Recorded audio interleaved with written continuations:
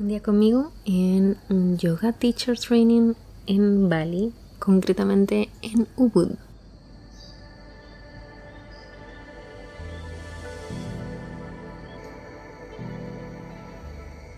Son las 5:30 y voy ya hacia las clases. Empezamos el día con ejercicios de pranayama. Hice mi curso de 300 horas en la Bali Yoga School y tenía diferencias con el curso que hice de 200 horas en la India con Srinath, una academia que recomiendo al 100%, un profesor maravilloso. Inevitablemente comparaba el curso que estaba haciendo aquí con el que hice en la India y creo que puedo decir que tiene sus pros y sus contras, cosas que me gustaron más, cosas que me gustaron menos, y os iré contando. Algunas llegamos un poquito antes para hacer estiramientos y calentar. Voy a hacer un vídeo específico de mi opinión, mi experiencia en el training de 300 horas en Bali. Tanto en mi curso de 200 horas en la India como el de 300 horas en Bali eran horarios bastante intensivos. En Bali me despertaba a las 5 de la mañana y a las 5:30 ya estaba en una de las salas de yoga para comenzar con unos pequeños estiramientos, unas prácticas para limpiar las fosas nasales, estirar el cuerpo, prepararte básicamente para comenzar las clases.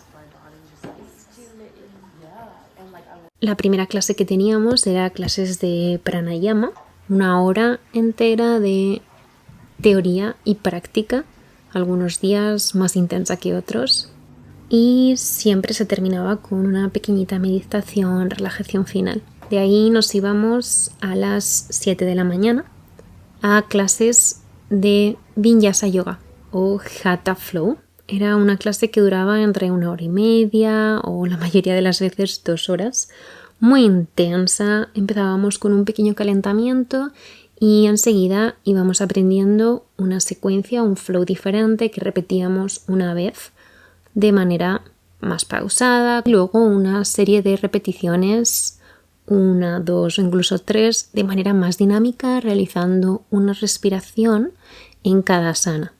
A las 9 llegaba el momento del desayuno, generalmente súper rico, con un bol de frutas, algo de proteína y algo de hidratos.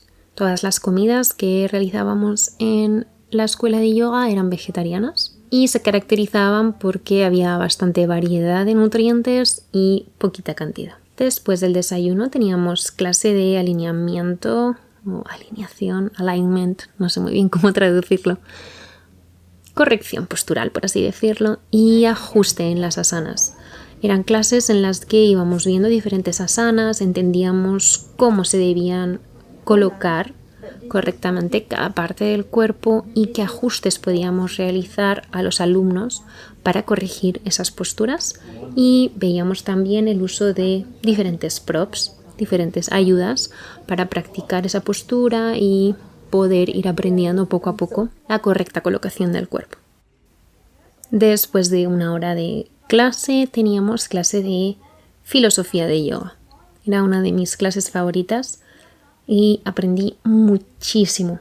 Era una profesora que se notaba que tenía mucho conocimiento y sabía transmitir muy bien, y no me esperaba aprender tantísimo. Cuando estudié nuestra filosofía, era una de mis asignaturas favoritas y no había descubierto lo profundo que es el conocimiento de la filosofía relacionada con el yoga.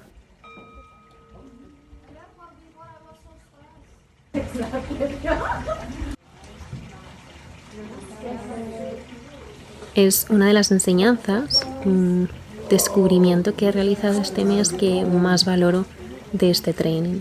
Después de la hora de filosofía llegaba el momento de comer. De nuevo, un plato con verduras, algo de proteína, en ocasiones algo de hidrato, bastante variado. Y después de comer teníamos un descanso. Había algunos días en los que este descanso era un poquito más largo, que nos servía para estudiar, para empezar a preparar los exámenes que teníamos al final del training de cada asignatura. Pero otros días teníamos clase de yoga therapy, un par de horas, que fue otra de las clases que más me gustó y que no me esperaba. Una especie de psicología unida al yoga. Y otros días teníamos clases de anatomía. Algunos días aprovechaba también este descanso para crear contenido para YouTube, para Instagram, y me iba preparando mentalmente para nuestra clase de Ashtanga Yoga a las 4 de la tarde. Una clase súper intensa que empezaba a serlo un poquito menos en comparación a las clases que teníamos tan fuertes de Vinyasa Yoga, y con una profesora maravillosa también, de la que he aprendido muchísimo y que me ha ayudado a entender el Ashtanga Yoga de una manera diferente. No me consideraba muy fan de esta práctica, pero ahora la veo como mi medicina. Una práctica que no requiere que piense yo secuencias, son una serie de posturas concretas, siempre son las mismas, y que puedo realizar siempre que lo necesite, sin necesidad de pensar mucho más. Moverme, conectar con mi cuerpo, conectar con mi mente. Es una práctica que te ayuda a estar en buena forma física, a eliminar rigidez, a alinear tu cuerpo, y te permite aprovechar mucho más tu práctica de yoga en general. Y notas que cuando tienes una práctica asidua empiezas a aprender posturas nuevas con más facilidad, empiezas a descubrir partes dentro de ti con las que no conectabas de la misma manera, descubres emociones nuevas, tensión acumulada en tu cuerpo. Al terminar la hora y media de Ashtanga Yoga, teníamos media hora para relajarnos, darnos una ducha, abrigarnos un poquito, y nos encontrábamos todas para acabar el día en clases de meditación. Una hora completa.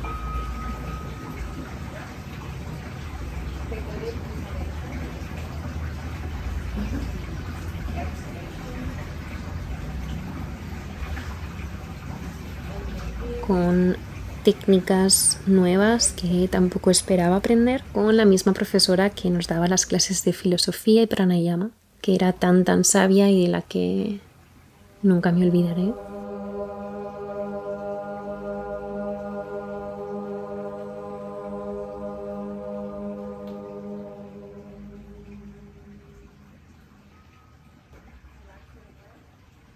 Fueron unas clases que me costaron al principio porque estar tanto tiempo sentada en la postura de meditación me generó tensión en las rodillas, en las lumbares, pero no era otra cosa que mi cuerpo abriéndose y preparándose para esta práctica. Al poco tiempo me acostumbré y de la noche a la mañana sentía que me habían puesto un cuerpo nuevo, estaba súper fuerte, con mucha energía y preparada para afrontar la última parte de mi training. Cada día después de la clase de meditación nos esperaba una cena deliciosa y no tardábamos mucho en irnos a dormir para prepararnos para el día siguiente. He estado en la época de lluvias y era muy frecuente encontrar de repente tormentas que se iban enlazando con un sol espléndido. Y normalmente nos íbamos a dormir con el sonido de la lluvia retumbando en el techo de nuestro cuarto.